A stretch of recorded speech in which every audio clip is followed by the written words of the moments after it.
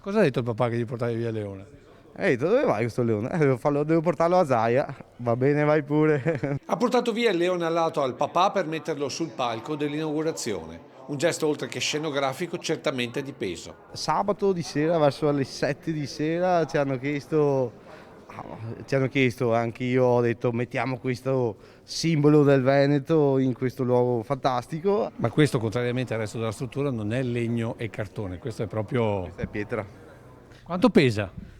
10 quintali, 10 quintali. una tonnellata. E questa struttura l'abbiamo realizzata ieri mattina dalle 6, abbiamo aperto l'azienda, costruito, sallato e verniciato questa struttura ieri mattina. Da questo si capisce lo sforzo per portare nel centro un vero e proprio pezzo di storia veneta. Questo leone è stato fatto a Venezia da un nostro amico, scultore, che in verità l'aveva fatto suo papà